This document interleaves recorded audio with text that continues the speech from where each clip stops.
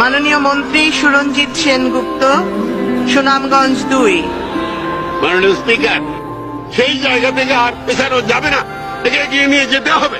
তার জন্য বাংলাদেশের মানুষ আজ ঐক্যবদ্ধ।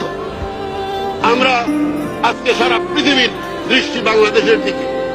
দক্ষিণ এশিয়ার একটি দেশ, আপনারা এলিয়া তামসা করেন, সংখ্যালঘুদের গিয়া মন্দির ভাঙেন, বুদ্ধদের গিয়া পেগোডা ভাঙেন, গির্জা ভাঙেন, একটা কথা লইয়া তামসা করেন, হরে কৃষ্ণ হরে রাম, আওয়ামী লীগের ওপর না।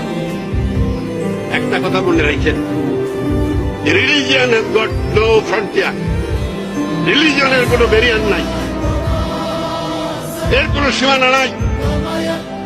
আজকে এইখানে যে সংখ্যালঘু, সে ওইটা পারইলেই মায়ানমারে গিয়া দেখা যায় বৌদ্ধরা সংখ্যাগুরু।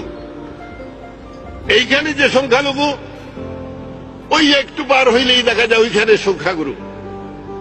সিলনে যান, ইন্ডিয়াতে যান, সব জায়গায় সমস্ত জিনিসটা গুরুত্বের সঙ্গে চিন্তা করে এই কার্ডটা ব্যবহার